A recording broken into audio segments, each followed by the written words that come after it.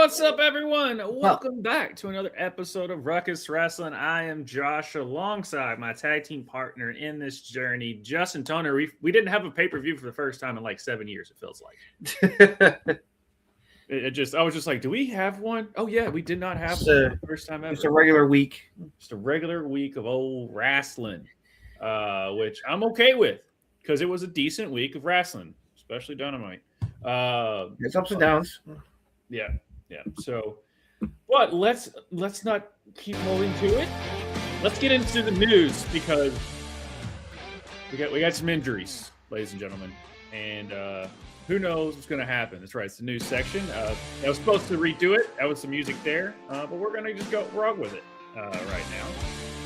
So, Justin, Bron Breaker's hurt, and we don't know when it happened.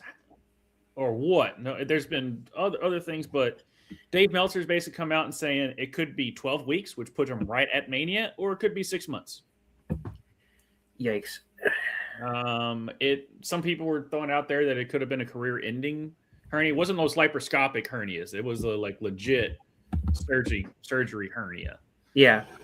For what I saw, and which sucks. It feels like they don't want to push him, and then when you feel like you're going to have a Seth Rollins. Because it looks like Seth's going to be good, and then Braun gets hurt, and it's just like, you don't pull the trigger on the guy, then the guy gets hurt, which is going to set him back more, and he's undeniable. We see it, everyone sees it, but for some reason, it's like LA Knight. Like, WWE just won't do the thing with him, and now this injury. Yeah, I mean, this news really sucks, and it's like the injury bug is hitting certain people the worst time. We'll get to another injury that happened on Smackdown in a moment. So someone else is out for who knows how long. Yeah, when I saw this news, I was like, oh my god. So people are joking, like, is this group like cursed? It's like, Seth goes down with injury, now Braun. It's like, right. And that this could put the Mania plans in jeopardy. It's like, because it definitely looks like they're building toward Seth's ready time, a Seth Braun match, and now neither guy may be ready by WrestleMania. Yeah, it's nuts. It's nuts. Hey, Caden, thanks for joining. I know we both clicked on the same time. What's up, man? Thanks for joining. Trickle in. Speaking about injuries, is she just dinged up? What's up with her? Chelsea apparently got injured in the triple threat qualifying match on SmackDown. She wasn't able to defend the AAA mixed tag titles with Ethan Page for the AAA show this weekend, and got substituted by, I forget who it was. And as a result, Mr. Iguana and Lola Vice won the mixed tag titles from them. At first, she thought it was just a bruise, but after the swelling went down, they did some x-rays, and it's broken. Yeah. She man, when she even drops, thank you, Lahedra. Okay, thanks. Thank you. Yeah, Lahedra subbed for her, but her and Ethan ended up losing the titles, which made sense because of the injury. Speaking of Ethan, he is of all the belts he has held, of all the belts in WWE, he's held his longest so far. Yeah, he's like over 250 days as North American champion at this point. So yeah, that was nice to him. But yeah, no, Chelsea, that sucks. That really sucks. But yeah, it does. It sucks for Braun. It sucks for Chelsea. It's like this time of year is the worst time for injuries to happen. So yeah, it is. And speaking about, I guess was Roxanne sick or was she banged up? I think she's sick. It was the Judgment Day gang sent her get well stuff, so I think she's probably just sick. Yeah. So no word on injury, so she probably just was feeling under the weather, which why she wasn't on the Raw this week. So, so she was sick. All right, Kate was saying that. All right. Best wishes and love and prayer to the prodigy. Hope she feels better and gets back on the show soon. Yep. On that, but. Okay, she was sick. Yeah, that's what I thought. I also heard she was probably banged up a little bit too. And it's like she was fighting through some being banged up during the recent overseas tour leading up to the Rumble. So Yeah. probably just needed a little time off. So all right, I didn't put it on the docket here, but I just now realized it. So right now, WrestleMania is behind on ticket sales than it was this time last year. yeah, Um, yeah. Russell Volts put out a report that they had like a big time meeting about the low ticket sales at HQ, which makes sense. But there's a little, if they really think about it and if they want to be honest with themselves, there's a couple of reasons probably why the ticket sales are not as going as fast as they were open. Number one, they're back in the same place as they were last year. Number two, the tickets are even more expensive than they were last year. And number three, the Mania build outside of Roman and Punk has not been very thrilling so far. Yeah, but the main thing is you're trying to also, they're like trying to book everything at once. Yeah. And for as long, for Triple H known for long-term storytelling, it's there, and plus the injuries are hitting weird times and odd times. Yeah, the injuries to like Seth and now Braun and Chelsea not helping matters either. Bianca's also still injured. That probably threw a big wrench in. They probably wanted to do Jade Bianca, and so now they're trying to figure out who is going to face Jade at WrestleMania. So yeah, there's a lot of stuff going on there. Hey, Giff, good to see you. Giff, good to see you. Yes, yeah, good. Well, Roxy. Yeah. Yeah, exactly. It's like you gotta have some good storylines here to get people want to be able to be there at WrestleMania. So outside of Roman and Punk, is like we don't have anything else to be excited about yet right now. Plus, we don't have any other matches really that are set in stone yet either. The only thing that's set in stone right now is Punk Roman. Right. Because we got the Chamber. Like, well, we know that it's going to be Liv Stephanie, but that's not official yet. But that's definitely where it's going because she's not challenging Jade. So we're not going to know who's going to face Jade and Drew at Mania until after Elimination Chamber is over with. So, right. Just do Charlotte versus Jade Berg. It's either Charlotte or Tiffany, I think, are probably the best options. Personally, I think it would be better if they went Charlotte because that's a bigger draw, and they've been teasing that for a long time. I love Tiffy, but I think, to be honest, because of who she is, Charlotte could probably maybe pull a better match out of Jade than Tiffany can at this point. That's what I'm saying. I think if anyone's going to get a good match out of Jade, it's going to be Charlotte. And I think it's probably going to end with Alexa doing something that's going to right, because if Charlotte and Alexa are both in the Chamber and Charlotte wins, that's going to drive even more of a wedge between them than it already is right now after what happened at the Rumble. So, So I think Charlotte would make the most sense that Charlotte wins the Chamber, and beats Alexa in the process, and that causes more issues between them, and then things will come to a head when she fights Jade at WrestleMania. Yeah, this would be a good match. Yeah, but no one cares about Julia, and it's not Julia's fault. I know it's a broken record every week with us when it comes to Julia. Please don't remind me. Just kidding. It's the feeling that I see. It's not the feeling that I have. So it is frustrating. It's like they. I hope they can find something good for Julia come Mania time, because it's definitely Liv. I think is definitely going to be a good thing, especially after what happened on Raw this week. So So, but yeah, just injuries suck. Injuries suck. They do suck. All right. Anything else? Are you ready to get on to SmackDown? I don't think so. The one other thing I want to comment just real quick is the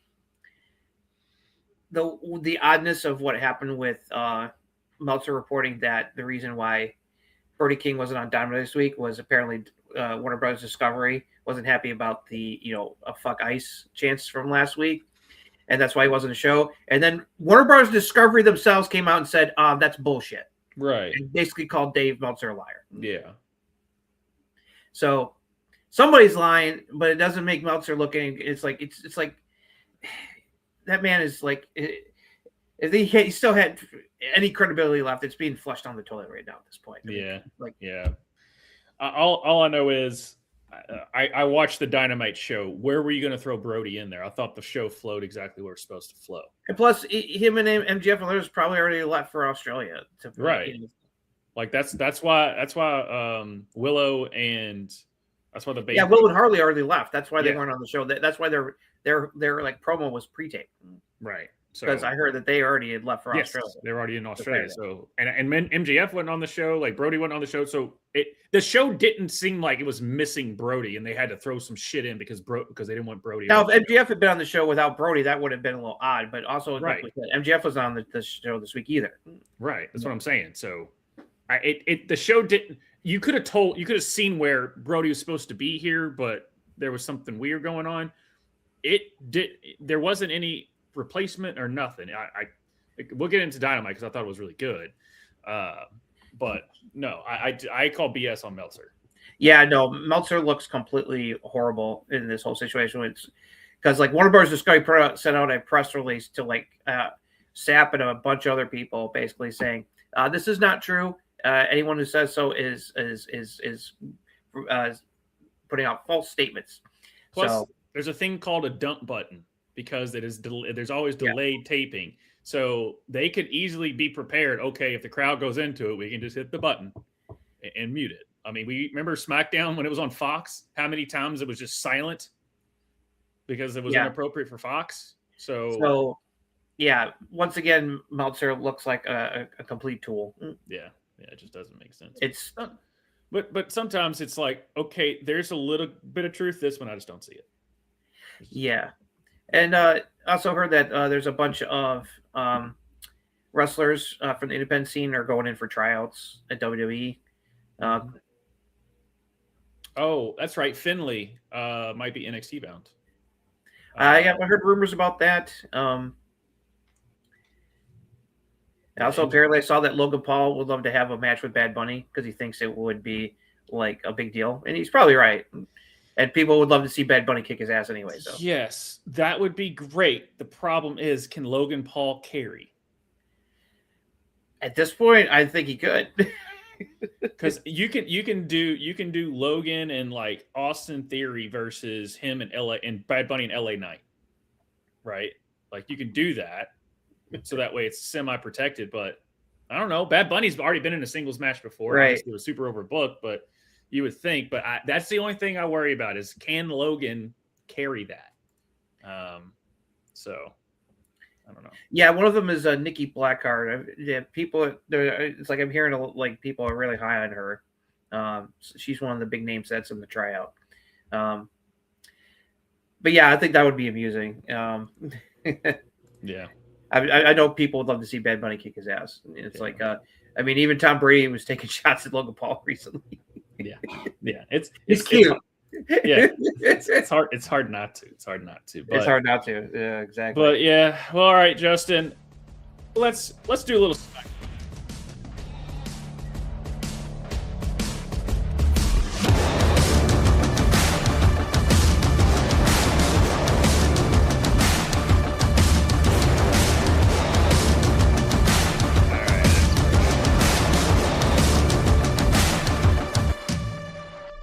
That's right. You got to be careful. You were trying to talk and the music just drowned you out. It does do that sometimes. We've yet to figure that out. So sorry, ladies and gentlemen. Sometimes when I talk, it just mutes me. I don't know why. And it like even on our other shows, it does that. So we're just trying to work that out. But speaking about working out, there are people that do wrestle. They do work out apparently. And the WWE champion Drew McIntyre was headed to the ring to cut a promo to open the show. When Cody Rhodes attacked him, Drew escaped and grabbed the WWE title in the aisle. There were WWE officials around to separate the two men. Cody went into the ring and cut a promo on Drew at Mania. And Cody told Drew not to worry about a thing because you won't make it to WrestleMania. Rhea Ripley and Io Sky defeated Julia and Kiana James to retain the women's tag team championships, with Julia taking the pin. Carmelo Hayes defeated The Miz in a non-title match. Tiffany Stratton defeated Chelsea Green and Lash Legend in a women's elimination chamber triple threat qualifying match. Obviously, we talked about Chelsea Green and her ankle earlier. Elba Femi squashed Kit Wilson. Drew McIntyre came out again for a promo, but this time he was attacked by Jacob Fatu. As a referee showed up to break up the brawl. Tama Tonga defeated Shinsuke Nakamura. Jay Cargo and Jordan Grace defeated the Judgment Day. Drew McIntyre showed up for his promo and stood on the commentary table, riveted CM Punk and Roman Reigns for taking shots at him on Raw, disrespecting him in the WWE title. He says Roman made the right choice picking Punk because he's fragile and he would have destroyed Roman now that he has no bloodline. While those two are aura farming. He has the entire roster climbing over each other to get into in that chamber for the right to face him for the title at WrestleMania. Trick came out for the main event, responded to Drew. He told Drew he needs to focus on Trick. Trick said he'll take the title from Drew at WrestleMania. Drew told Trick to walk before you run. In the main event, Randy Orton defeated Solo Sikoa, Aleister Black in the men's elimination chamber triple threat qualifying match. Randy posed for the fans to close out the show. Which one do you want to talk? Where do you want to start, Justin? Where do you want to start?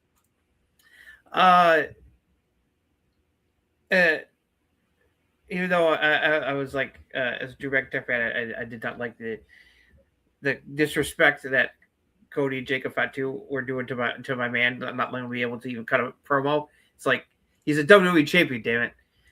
But I thought that running bit throughout the night I thought was well done, and that was really fun. I enjoyed that because the whole time Drew's like, I just want to talk.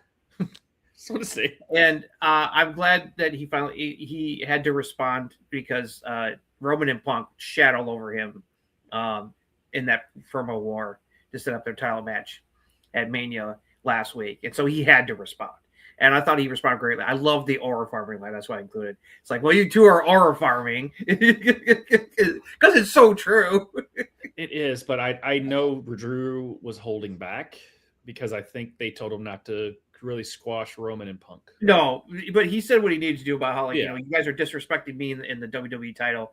I like how he said, he's right. All these guys are fighting over who's going to get to face him for the title at WrestleMania. So I thought he did a great job responding to. No, it still works.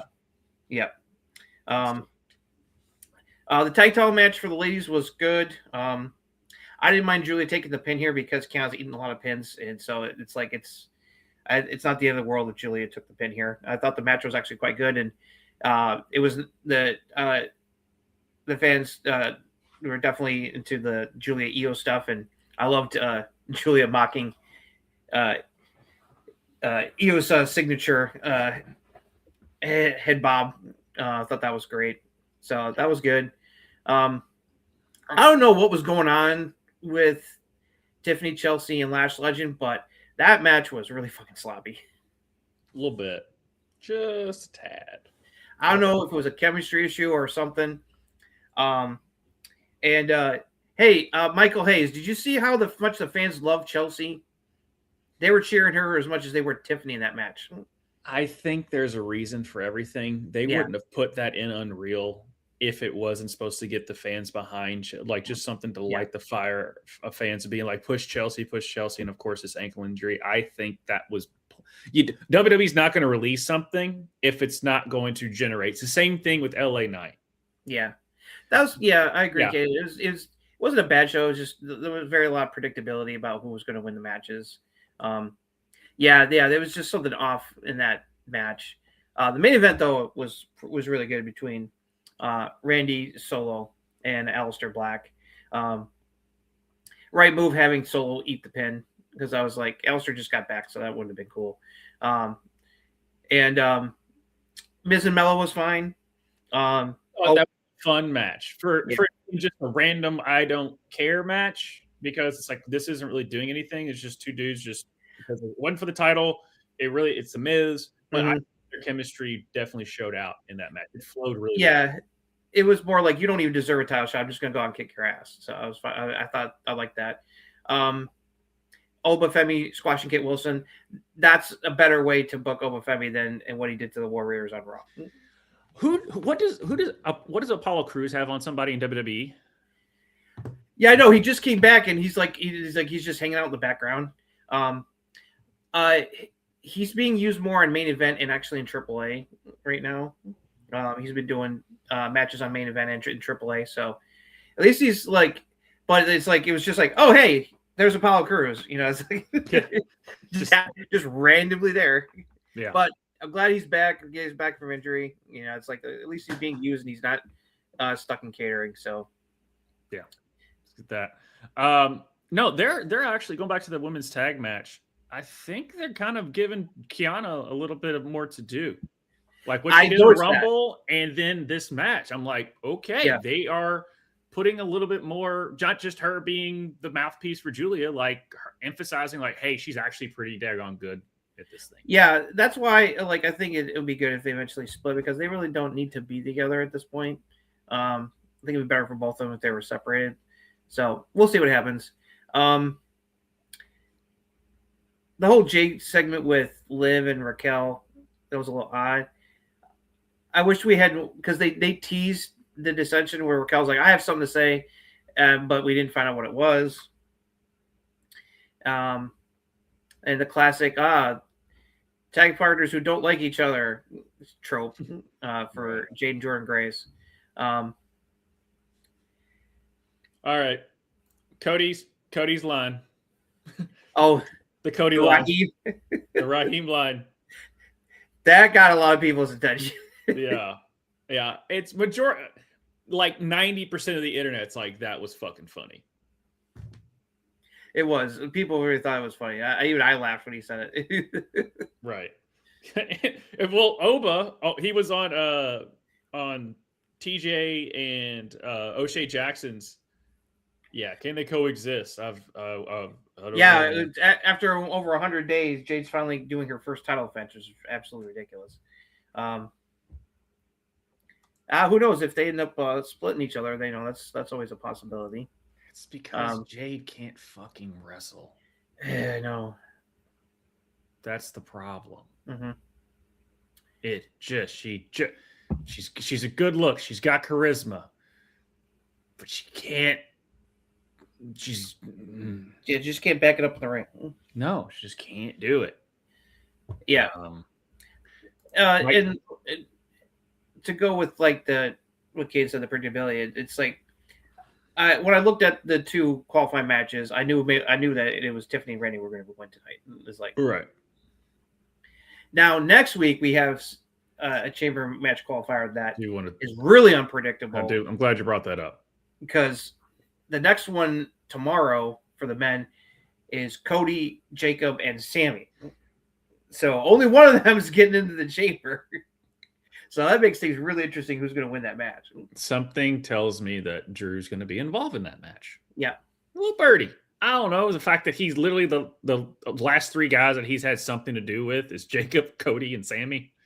I could see it where he basically causes Jacob and Cody can't just start out and Sammy gets in the chamber instead and Cody and Jacob were both screwed again. Yeah.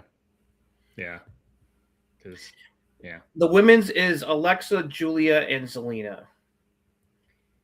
Probably Alexa pinning Zelina because it's like she's not going to pin Julia. As much as I would like to see Julia in the chamber, there's no point in her being in the chamber.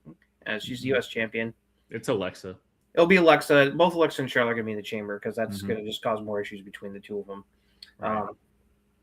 So I expect Alexa to win that match by pinning Zelina. Hey, Tama Tonga got a singles win on I know, shocking, right? Yeah. I don't know where that's going, but I know this gives him something to do. His entrance music is really good. I really enjoy his entrance music. It does kind of sound like Jacobs and solos, but it still stands out of the three. But it still has that same type of thing. So that's good there. But no, yeah, it was overall it was a fun but predictable show. It was all right. Yeah, Damian Priest and our Truth little funny segment. Because Damian Priest has nothing to do right now. Yeah, he's really directionless, so it's like they gotta find something for him. You know, Rusev is on Main Event right now. That's where he is. I know. It seemed like things were going somewhere with him with the feud with Sheamus, but after Sheamus got hurt, it's like he's kind of like in limbo right now too. So yeah. Hey, Road Dogg, what do you want to do? I don't know. Thank you, Road Dogg. I don't know, man. Road Dogg. I see what you're saying, but I don't know. But yeah, no, I think I would have graded it, but I think Caden gave the perfect synopsis for it. Yeah, it was fun. I enjoyed it. I was already predictable. So let us go.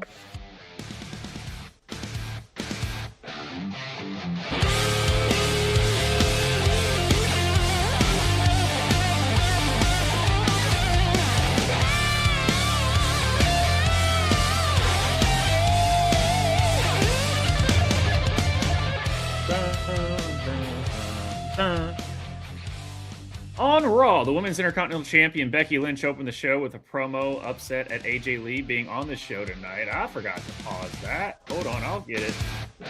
Sorry, guys. You're not gonna hear it again. All right, there you go. Glad you got to hear it. I like to hear it again. All right. No. So let me bring that back up. We're doing it live, Justin. All right. AJ Lee came out to respond. She isn't here for Becky. She is supporting Maxine in her match night. Oh yeah, that's right. There was a thing between them. Becky said AJ is like a stupid chihuahua ruining her life. She wanted a match with AJ in Chicago Elimination Chamber to beat her, ruin her in front of her friends and family. AJ wasn't sure. She hasn't had a singles match in a decade, but if Becky puts the IC title on the line, she will do it. Becky says she does not deserve a title shot, but the fans chanted yes, and Becky got upset. AJ said no title, no match, and finally Becky agreed to put the title on the line. The Usos defeated Alpha Academy to retain the World Tag Team Championship. Liv Morgan and Dominic Mysterio were in the ring. Liv said that Stephanie Vaquer and Jade Cargill are afraid of her because they know whoever Liv picks will lose their title at WrestleMania. Stephanie Vaquer walked out to the ring and told Liv she talks too much. Vaquer spoke in Spanish, and Dominic said he doesn't think he should tell Liv what she said. Dominic spoke in Spanish to Vaquer. Vaquer told Liv that she said he's a little bitch. Liv said that Vaquer is a liar. Liv said she feels she should give her a Dom Hot Girls shirt, and then Liv mocked Vaquer's look. Vaquer said that she hopes Liv picks her so that she can kick her ass. Liv told Vaquer she's not going to make Liv rush her decision, and Liv called her a puta. That pissed Stephanie off, and when Dom got too close, she slapped Dom and left. Rhea Ripley defeated Laura Valkyria and Ivy Nile in the Women's Elimination Chamber triple threat qualifying match. CM Punk was going to come out for an interview in the ring with Cole when Finn Balor crashed it. He called out Punk. He wanted to face CM Punk in Elimination Chamber.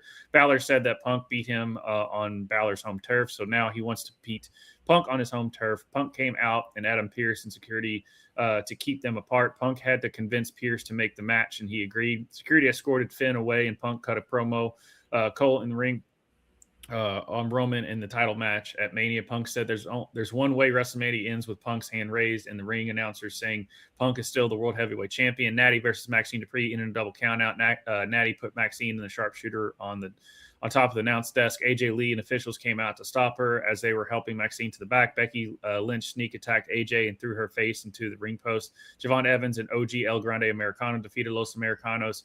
Main event LA Knight, defeated Penta and Austin Theory in a men's elimination triple threat qualifying match. The Hooded Masked Man appeared and attacked Theory at ringside, stomped him and threw him back into the ring, which allowed LA to hit the BFT on him to win the match and get in the chamber. Knight celebrated the win as Heyman complained to Adam Pearce to close out the show. And Logan Paul chased them off, guys. So who knows who it could be for that. Yeah, basically, for people that don't know, it's like Puta basically means whore in Spanish. So, she was basically called Stephanie whore. That's why she was so pissed off. It's like, I did like that exchange. I thought that was a good setup. It was nice that Stephanie and Liv get in each other's faces. I like that. I mean, other than that, there's not much else to be excited about the show. I mean, I don't know about you. I don't know how did you feel about this opening segment with Becky and AJ? Because you know what, everyone knows I love Becky, and I also have become quite fond of AJ. This felt weird. Get to the point, ladies.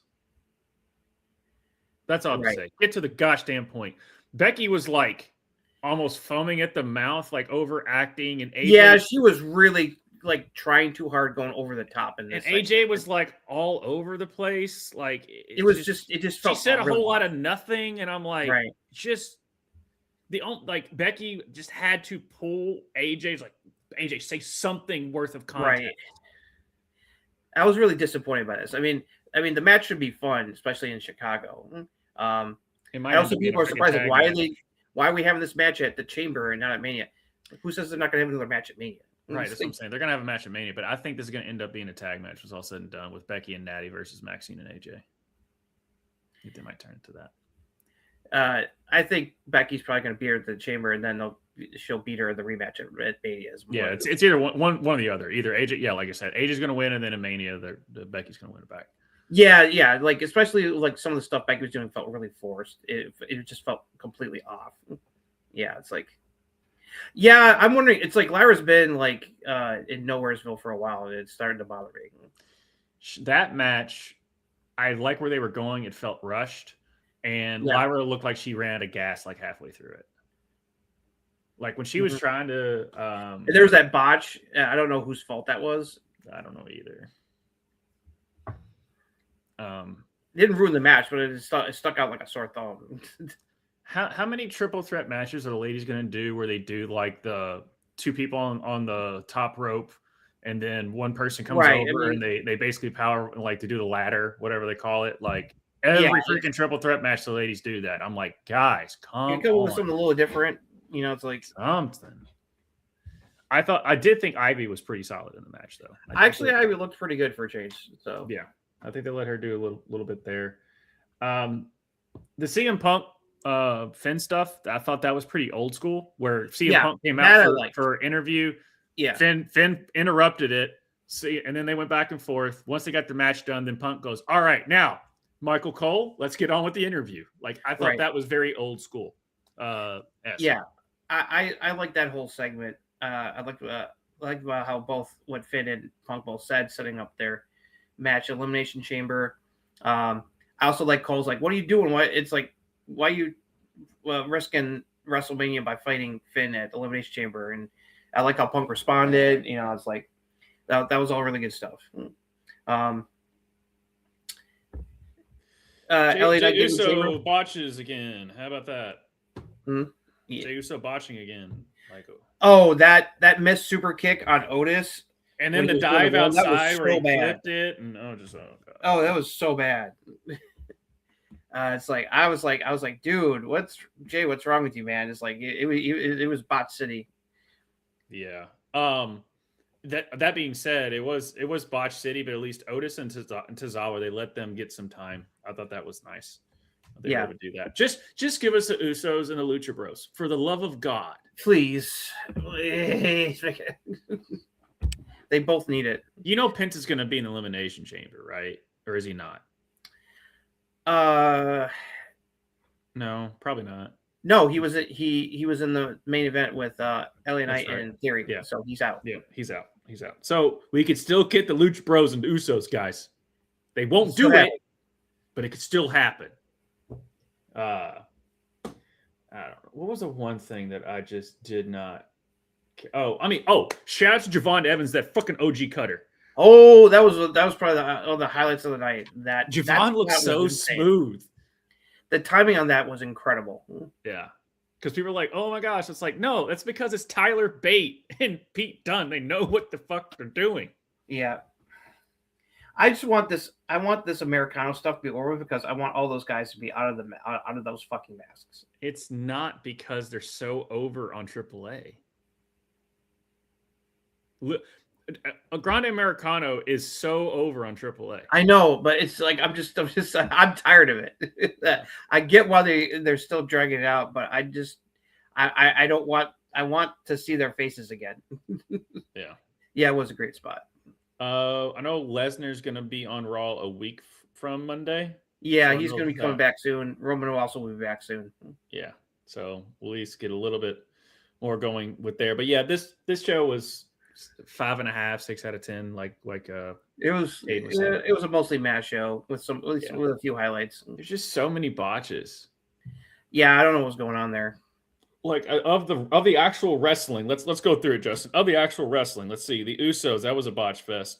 Then we had the triple threat. There was a botch with the ladies. There was a botch with the ladies. Lyra looked like she was just spent halfway through it. Natty Maxine didn't last very long, so that doesn't count. The main event though was good. Main event was good, and the Javon El Grande that tag match, that was good. That was good. So the last two, but you can't be 50% on your matches. You can't. Especially the next show we're about to go over. So when you got that going. But yeah. But interested to see what they do with now that Bron's out indefinitely, basically. Yeah. Be interesting to see what they do. Well, they also definitely made it clear that it's not there's no conspiracy that it's not Theory or Logan Paul under the mask because now because Theory got attacked and Logan Paul chased whoever it was that was under the mask into the crowd, so that just adds more intrigue it's obviously it's meant to be Seth. It's like Right. at this point. So, right. But yeah, it's like get well soon, Bron. Hopefully he can pull a Cena and he'll have a quick, super miraculous recovery. It's like kind of thing. Yeah, I can see him doing it. It's like that guy's built, man. So we'll see. But I'm glad that LA's Knight's in the Elimination Chamber. Yeah, you need the star power in the chamber. Yeah, dude, LA Knight winning the briefcase. If they don't do that, like what are we doing? I know. What are we doing? Like, just give LA Knight the briefcase. Do you know how entertaining that would be with LA Knight in the briefcase for that many months of him just teasing it and cutting promos and just being in people's heads about I can just cash it in anytime and like all that stuff. Like that is good shit, guys. That's the good shit, pal. That's the good shit, pal. Also, I know people have problems with Triple H's booking. People have problems with any booking when it doesn't go exactly where you're supposed to go. We've been very vocal about Tony Khan's booking malfeasance. That does happen, and sometimes will continue to happen. Yeah, so sometimes it's happen. But when I see people out there saying I miss Vince's booking, guys, before Vince left, I want you to go back. Those people need to. I want you to have a psych evaluation. I want you to go back and look at what the product was like in 2019. Go back and look at that shit. And tell me if you really want that back. Yeah, it's like, no. If it wasn't for AEW, wrestling was unwatchable. Yeah. I was reminded of like classic wrestle crap from Vince, from everything from fucking beaver cleavage to fucking Kerwin White. It's like, no fucking thank you. Remember when he had Chavo Guerrero be a white golfer? That's what I was referring to, Kerwin White. Yeah, I forgot his name. I just knew Chavo. I saw a video for What Culture about like they're going back and watching Raw and SmackDown 2006 and going over like the good and the bad. And the Kerwin White came out, and I'm just like, oh my god, I forgot about Kerwin White. Oh my god, that was horrible. Hey, Justin, remember the tag team, the Lesbians? No, and I'd rather. Yeah, that existed. Yeah, exactly. Do you remember Red Hell in the Cell, Seth and the Fiend? That was a complete shit show. Yeah, gimmick. What Culture did go over like one of the worst Raws ever, and it was 2019 Raw, and that was back when the Hurt Syndicate was still around. But that was when they did the underground shit. And that episode. Oh god, yeah, I remember that one. Oh Jesus. Where like you had that, and then the Hurt Syndicate like shows up on underground, like we're taking this over, and we're like, what is this show? Yeah, it's like, yeah, I don't want to go back to that shit. No, I'd rather have at least predictable, fun stuff than just cringe-worthy, all over the place nothingness. And by the way, Justin, remember all those recap segments and Michael Cole having to say the same thing over and over and over and over and over again? So anyway, guys, that was I had to get that off my chest because I'm seeing way too many people forget what the shit it was. Before Triple H took over. It's just, yes. Is it the best it's ever been? No. Did he hit his peak at WrestleMania 40? Probably. Maybe. But at the end of the day, it's still better than what we had before he got the pencil. Yeah, exactly, Cayman. It's just WTF when hearing those like we want Vince chants. It's like those people need to go fuck off. Right. Yeah. So people don't know what you're talking about or asking for. You don't know what you're talking about. It's just the shine has worn off. Remember the Revival and the Usos feud with the fucking hot ass shaving cream bullshit? Oh god, I felt so bad for fucking Revival. And them wanting to come looking like the Clocks, and remember that they were talking about he wanted Adam Cole to be Keith Lee's manager. Apparently. So yeah. Bearcat carrying Cross jobbing to Jeff Hardy in 10 seconds when he was in that gimp cost outfit. Yep. Yeah. It's just like, no, fuck all that. Yeah, fuck all that. So I know the wrestling on this show wasn't that great. So is there anything else on Raw? I think we covered all the big stuff here. Covered the good stuff and the bad. So yeah. So it's like, hopefully next week will be better. Yeah. Who knows? But let's. Oh God, yes, the zombie match, and Seth putting out Rey Mysterio's eye. Oh yeah, that was yeah. Oh God, if it wasn't for the bloodline, it was a very the Thunderdome era was also Sasha and Bailey as the 2-woman power trip on the bloodline were two of the saving graces during the Thunderdome era. And Kevin Owens. Yeah. But let's move on to a really, really surprisingly solid show. Yeah. Not surprisingly, but like really solid.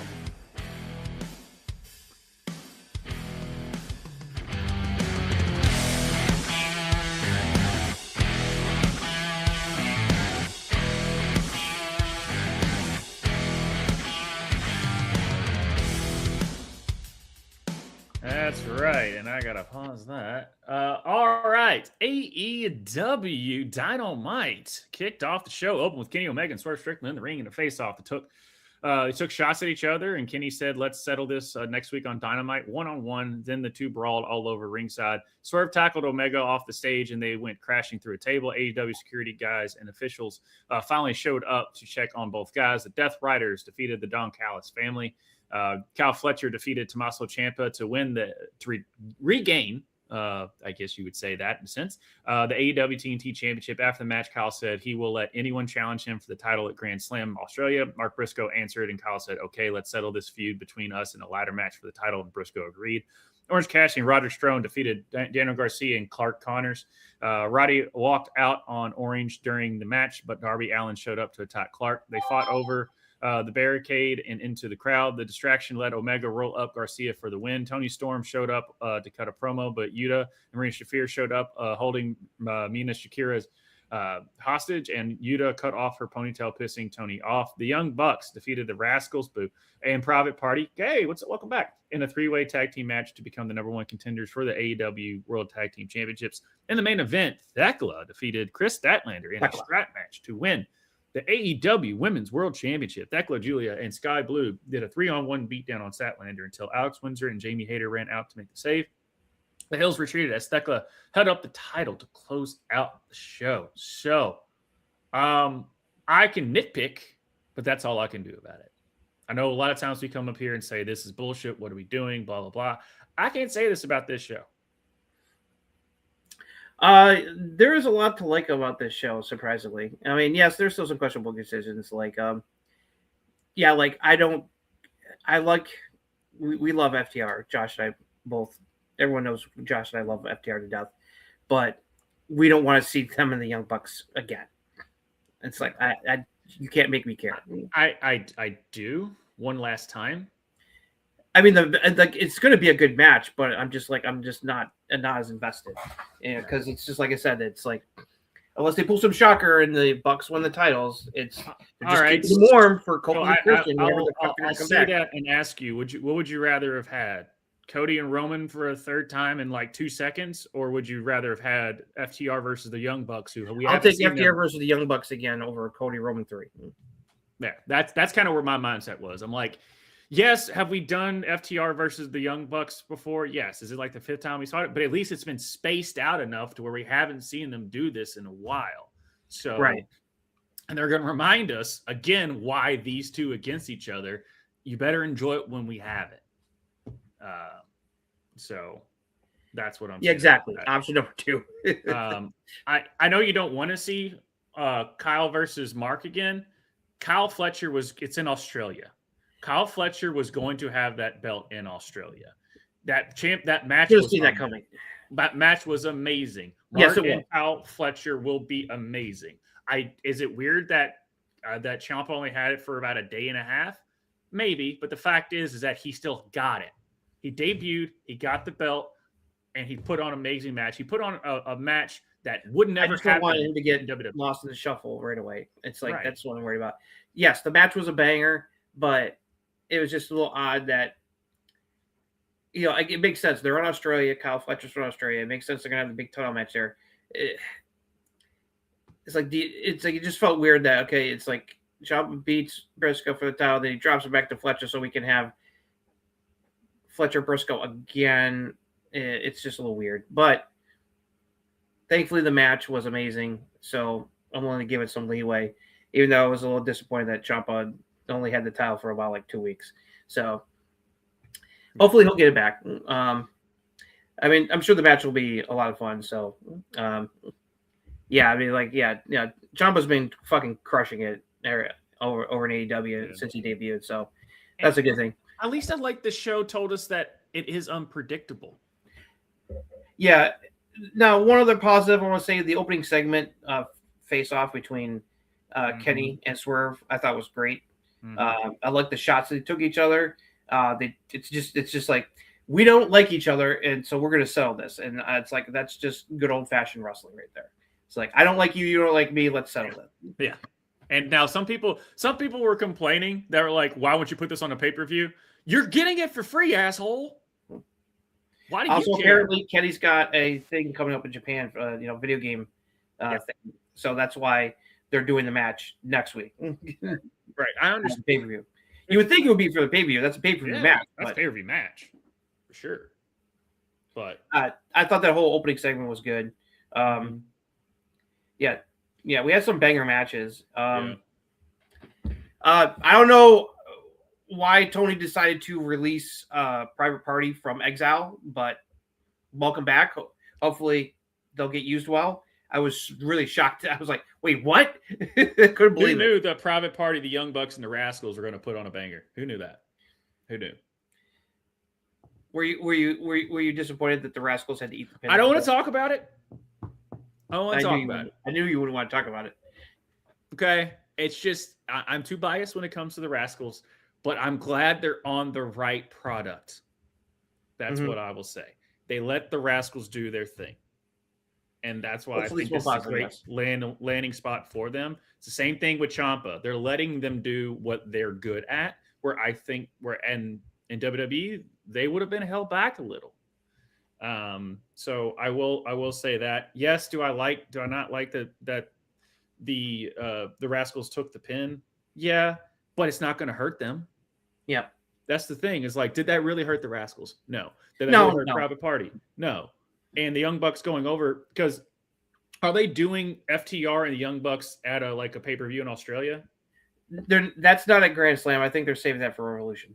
That's what I'm saying. So what's going to sell more tickets? The Rascals and the Young Bucks, the Rascals and Private Party, or the Rascals and FTR for a fifth time? With this much spaced out, it's going to be the Young Bucks and FTR. Yeah. That's going to sell the tickets. People are like, "Oh, I don't want to see Cody and Roman." It still would have sold tickets. It's still like they're just a bigger name right now.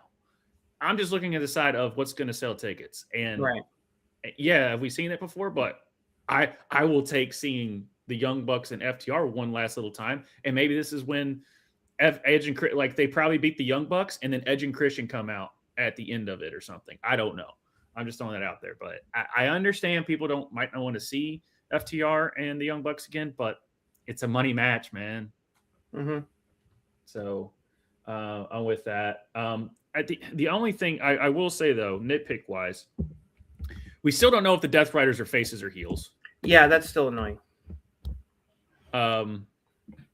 It's just like they're sitting there against the Doc Callis family. Cool. And then 2 seconds later, you've got Yuta Wheeler and Marina Shafir cutting off, being heels. And so I don't know what's going on there. I will say that. Now, before we get to the main event, the one negative is and Katie brought it up, and I agree. The booking of Statlander's title reign most recently has been very lackluster. It started out really good where she beat Toni Storm and Mercedes Moné. That was great. But after that, it just kind of nothing really. It floundered. And I wanted more for Chris. I am a big Chris Statlander fan. I think she's really. I mean, she's solid in the ring.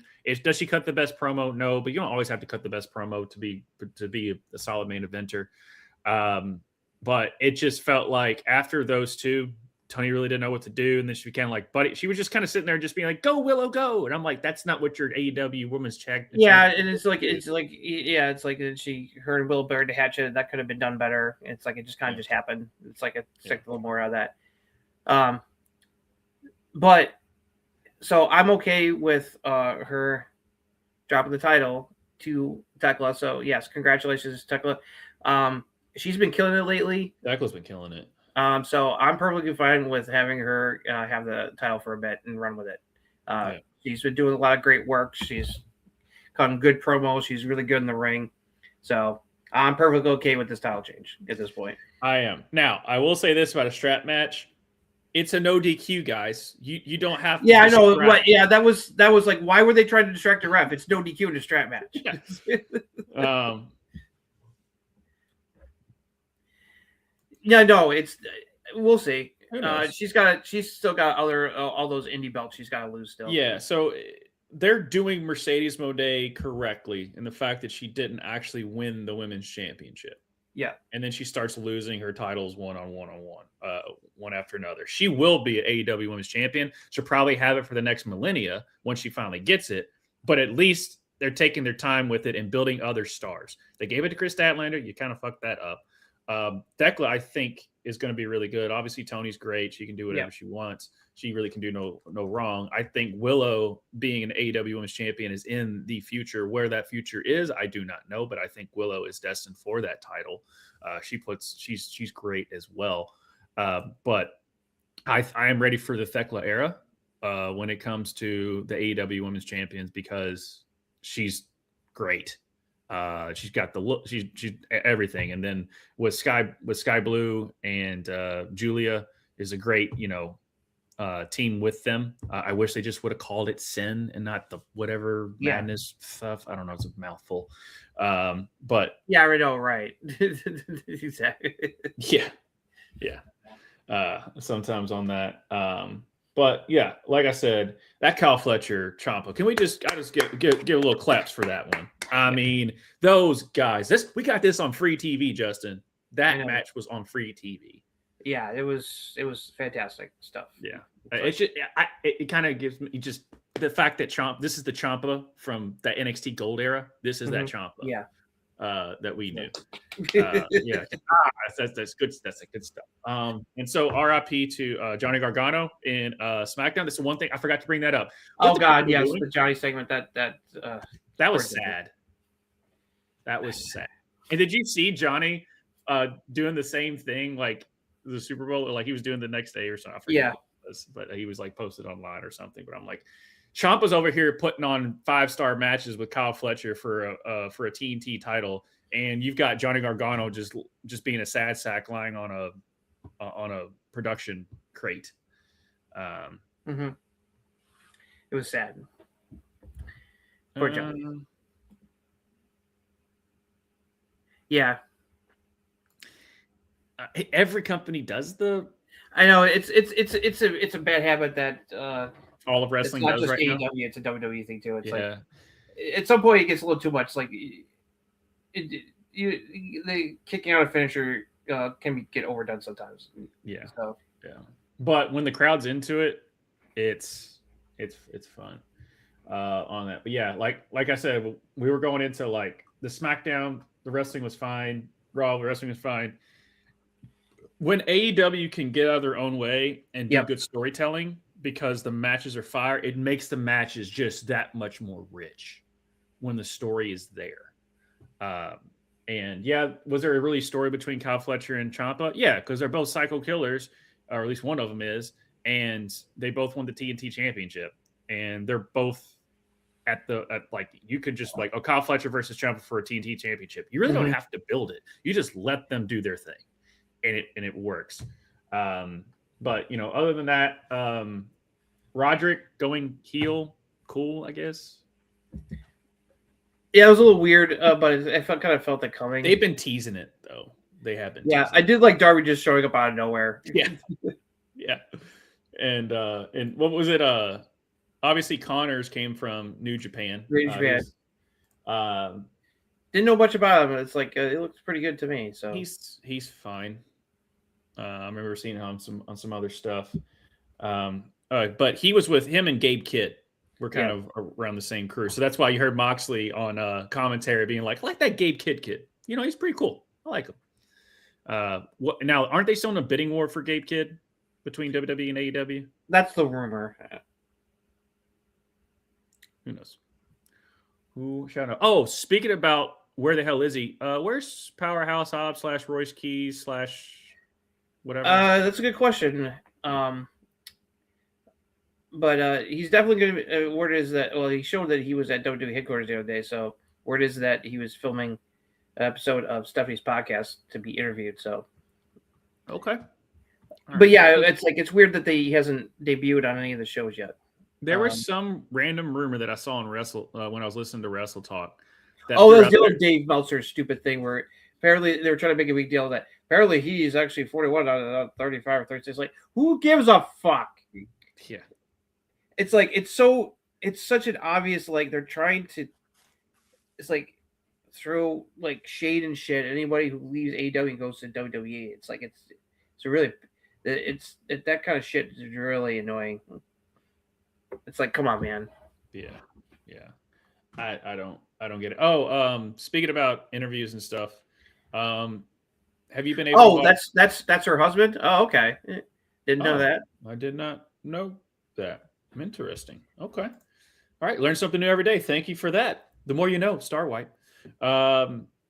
Did you? I know MJF just dropped on Chris Van Fleet. I know I saw that. I don't know. I was listening to that while I was working on stuff before the show started. Any good nuggets? Basically saying, he's like the greatest wrestler that has not worked WWE yet. He basically said, maybe I'll make he hinted maybe he might go to WWE one day, but he also was like, right now my focus is on AEW, making AEW awesome and blah blah blah, and that AEW is awesome, blah blah blah. It's like, but there was some stuff where he's like, I love what you see on Plum Boxes, even though he's still a piece of shit. Yeah. It's never burn a bridge, sir. This is the MJF. Yeah, no, he's saying what I would expect him to say. Yeah, he knows what he's doing. Like even on AEW, great company, guys, great company. It's a fine company. When people were booing WWE, yeah, when you bring it up, there was a lot of good stuff in there. It's definitely worth a listen. Yeah, but no, all in all, like I said, I really enjoyed this show. I really enjoyed the show. Speak about enjoying another show. They've got a champion. He's awesome. And we're another champion we all can be proud of.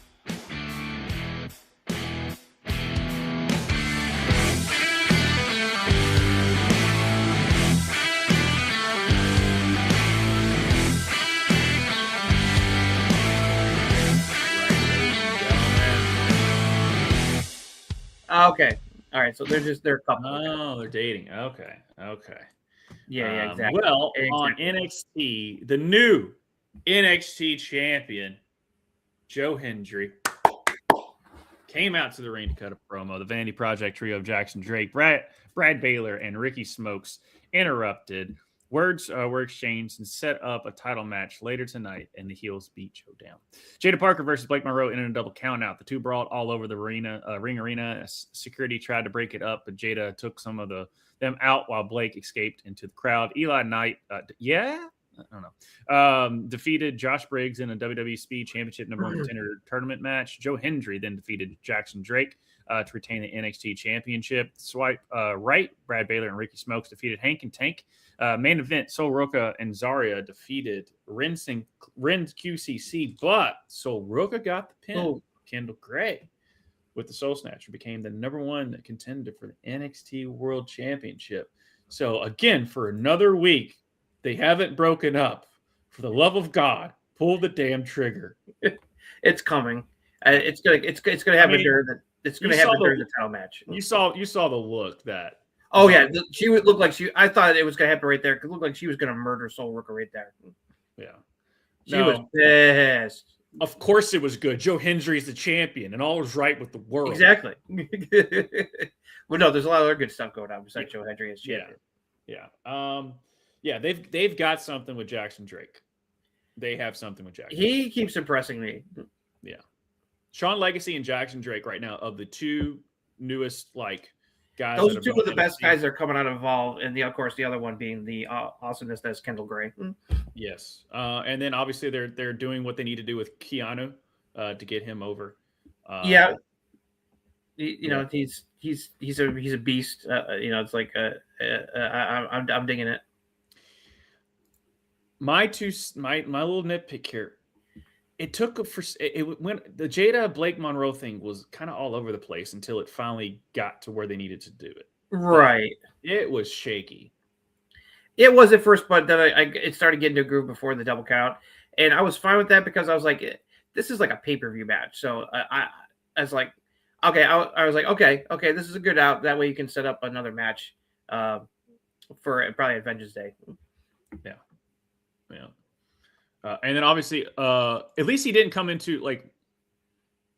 Yeah, exactly. It's like the stalling on the Zarya turning on Sol Ruckus is starting to get annoying. So it's like just make it happen. Yeah. No, yeah. It's like the future of the men's division on NXT is looking very bright. When you got like Jackson Drake and Sean Legacy, Keanu Carver. Mm-hmm. Yeah. I don't know when is JC in Seoul. It's supposed to be in a few weeks, I think, before the Vengeance Day pay-per-view. I don't think it's going to be at the pay-per-view because else they would have said so. I think it's going to be on a regular NXT episode. So they'll probably set up Zarya and Sol Ruckus at Vengeance Day, which would be appropriate. Right. Yeah. All right. Was there something? Oh, who's the interim? They kind of made it realize Parker that he Stone. yeah, they basically were just like Parker Stone was just like not very like he basically saying like he was a bad GM. Like they kind of were making it so that he was just not good enough for the role. So it'd have been interesting to see what they do with that. Yeah, and obviously Ricky and Joe, you know, Ricky coming out and beating down Joe and stuff, which is exactly what you should do. That exactly match. This is I just give me Ricky Saints and Joe Hendry for at least the next 2 months. That's probably gonna be Vengeance Day. Yeah. And then shout out to Drew McIntyre. Give props to Phil Scotsman, Joe Hendry. But that was like so Joe did like a picture or something. Like it was a callback to Joe's old tweet. Yeah. So that was cool. But they're both Scottish as well, guys. So if you didn't know, now you do. Now you do. So yeah, that was cool to see two of the Scots with the titles. Yep, it was very in nice. WWE, especially when they both have went through a lot of shit to get where and a lot of hard work to get where they're at. So what they're accomplishing is really, really, really, really cool. How do we feel about Eli Knight? He looks good to me. Yeah, I just wish he had a different name. Yeah, it just too much. It literally is LA Knights like two names together. And I feel that I know it's throwing people off like you. I know. he was Eli Drake in TNA NWA, and then he comes over and he's LA. Does not compute. The fact you put him Eli and Knight together, I'm like okay, cool. You like Eli Knight, cool. Yeah, no, they've definitely got some future prospects for sure. They just really need to get them fine tuned. Yeah, or that for sure. Rumor has it that Kevin Owens might be the new coach on LFG. I've heard that as well, and I think that is awesomeness. Yes, that'll be. I don't know. You put Kevin Owens on something to where he can not only coach but also give his sarcastic, smartass, dickish remarks. And yeah, absolutely. If him and Bully are going to or Bubba are going to actually interact, I can't wait for Kevin Owens just to be like, whatever, man, just shut the fuck up. Just like, I just know how they're going to be on that. What else stuck out to you that you want to kind of dive into on this NXT show that I thought was for this episode of NXT? Yeah, like I said, although the match I thought could have been better, I like how Jada and Blake ended, and so I'm good with that. I'm liking the fire from Jada where she was just like taking out security, and Blake was having to like escape. Mm-hmm. I thought that was good. Yeah, I mean Jackson Drake and Joe, that was good. So we got Swipe White. I like Swipe White. They look those guys got some talent, and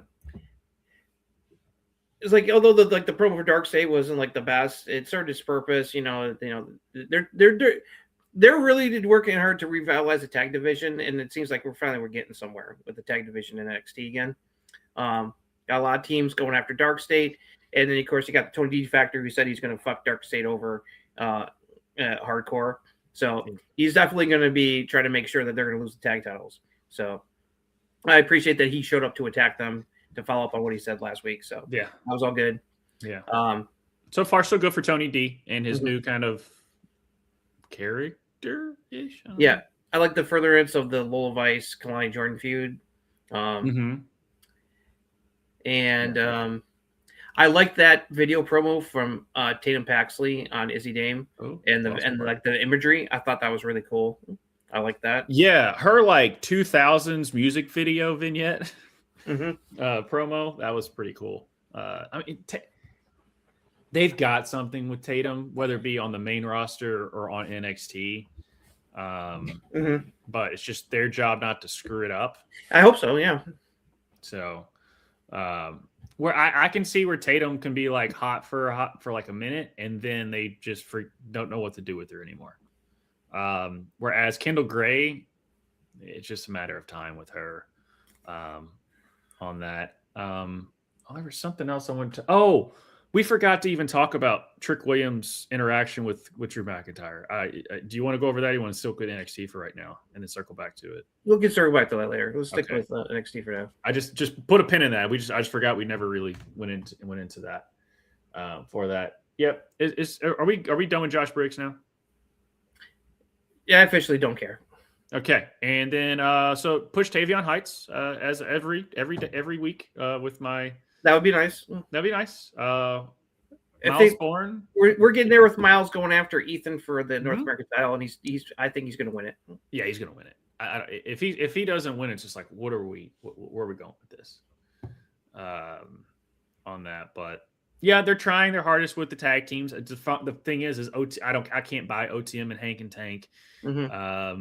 But they're at least Dark State's fine. I'm good with Dark State. Yeah, Swipe Right's not bad. And I liked how the main event I thought was well done. The storyline telling was really good. Yeah. That main event was solid. Very solid.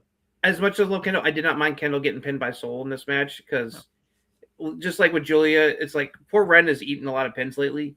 So, and it's not going to hurt Kendall losing to Sol Ruka in this matter. So. Yeah, I'm tired of griping. No, don't pin your champions. At this point, just whatever. As long as you can tell, as long as the story makes sense.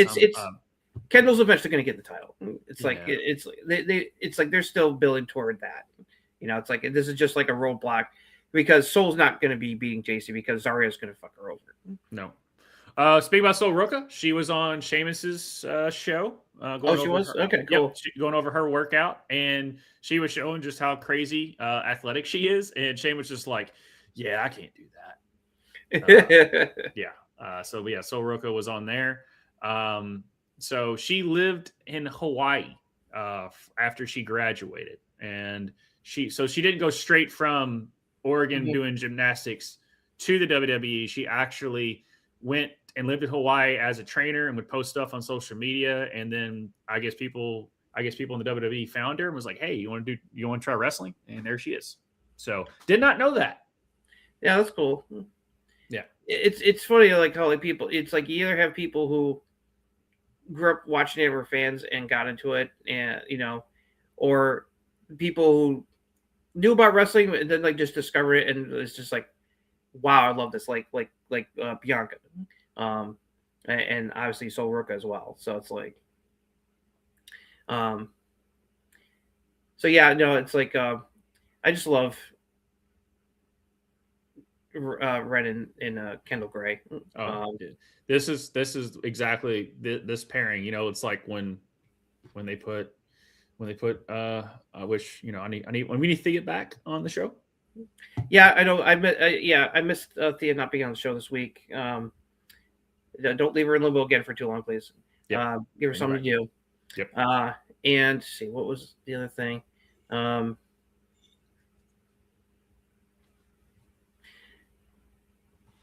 can't think of it.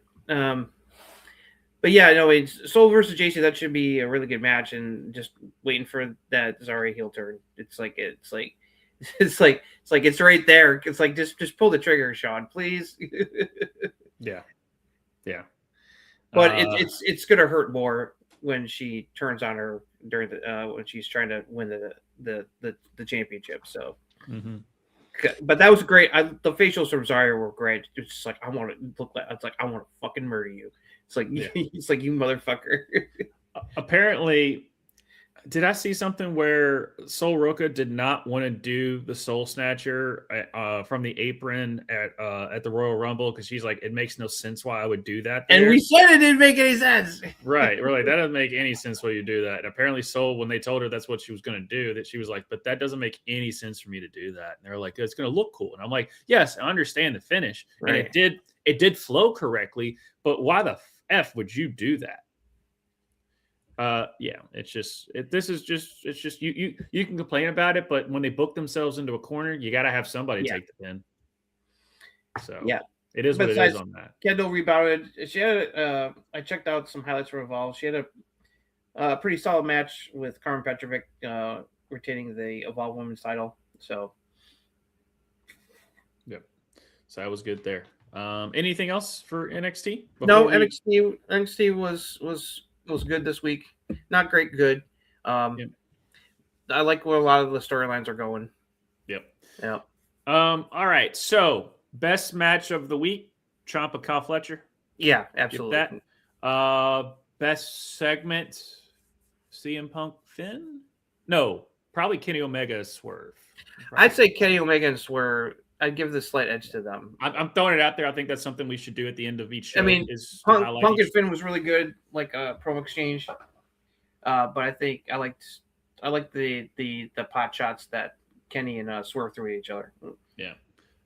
I think that's something. I'm just throwing it out there, Justin. You and guys in the comments. I'm just going to do. I might throw it out there. Okay, what was the best segment of the week? What was the best match of the week? Best spot, probably the OG Cutter.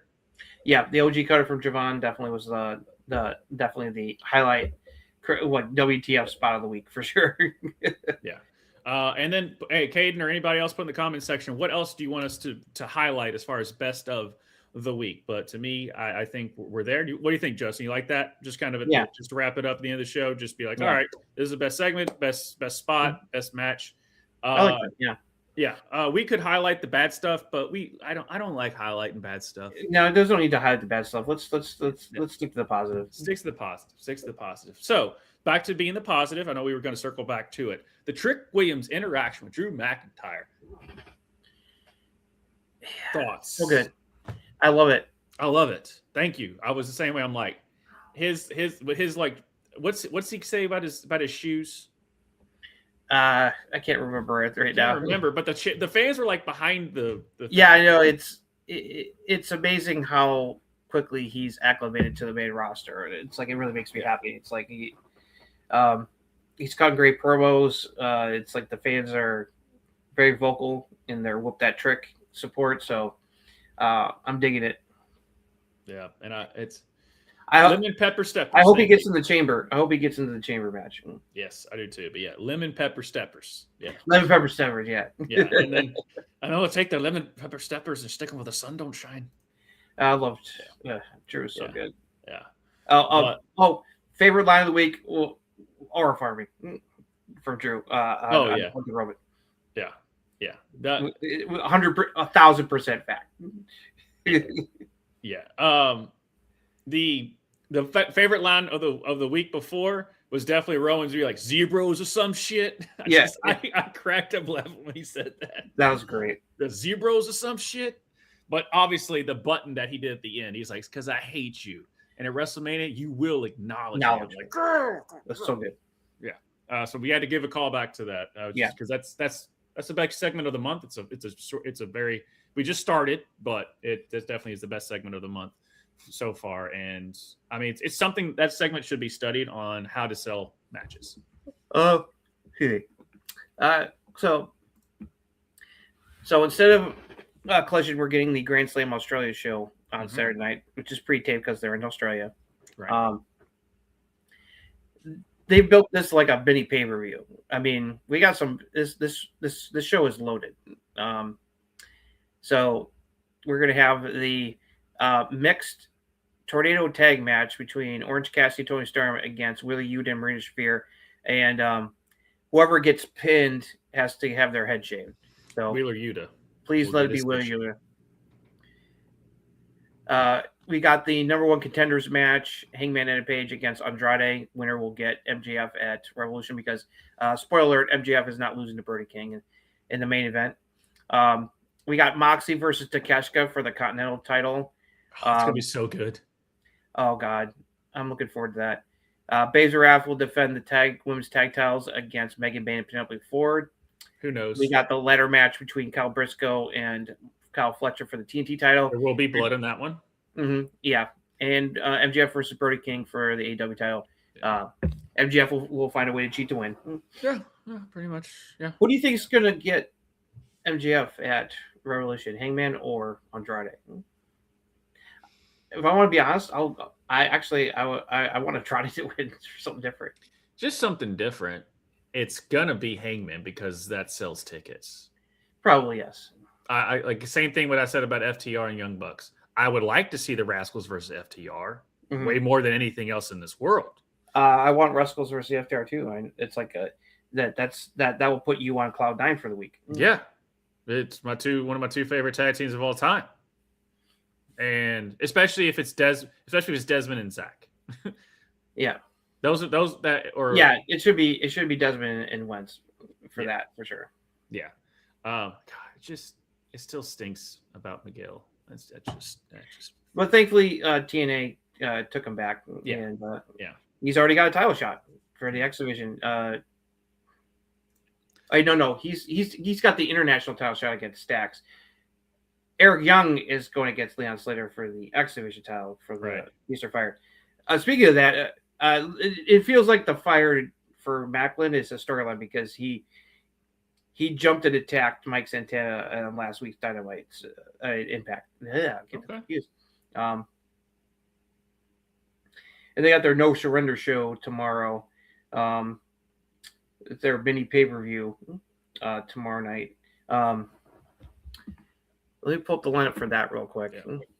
Private Party needs something. I mean, they haven't had something for like 2 years, so I'm glad they have something. At least they came back this week. I was just shocked that they got let out of exile from the Phantom Zone.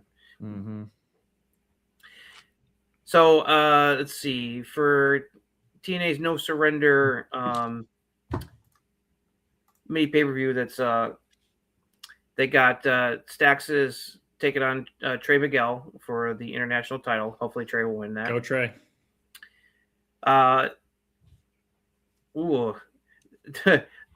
The Hardys are actually going to join forces with the Righteous to take on Order 4 in an 8-man tag. Huh. Interesting. Lee Ying Lee is going to defend the knockout style against Ariana Grace from NXT. Yeah. Santana's teaming up with the awesomeness that is Leon Slater against Nick Nemeth and Eddie Edwards. Which makes sense. Eddie Edwards has the title shot coming up, but Nemeth also still has the Call Your Shot gauntlet, so they're both gunning for Santana. The Elegance brand will defend the Knockouts women's tag titles against Indy Hartwell and Zaya Brookside. BD's taking on Eric Young. Elijah will be taking on Mustafa Ali in a guitar case casket match.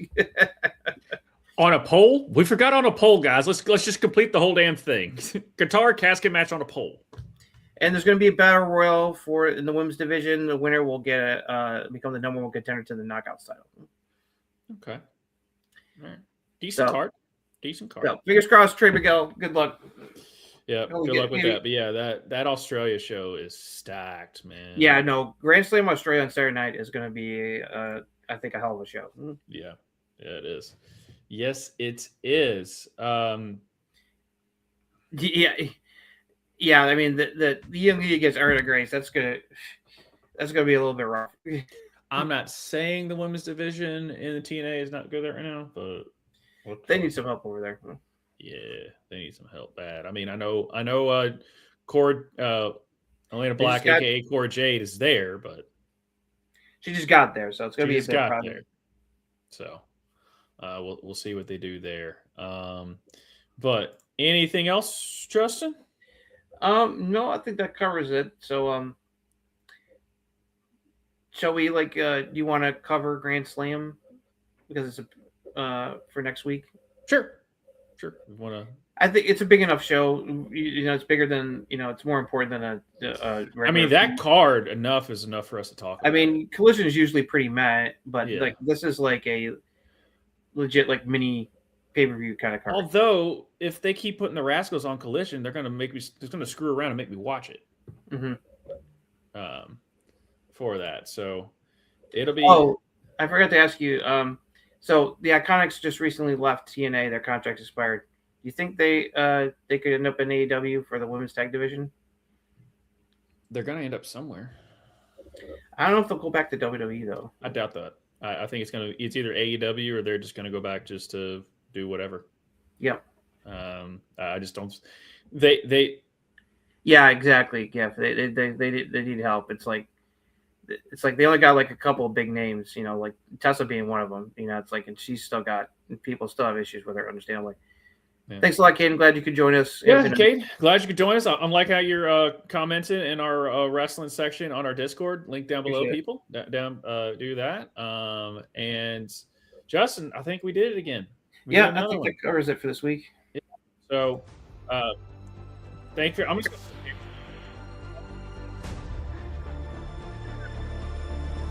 so peace, love, all that good stuff. Justin, thank you. Bye.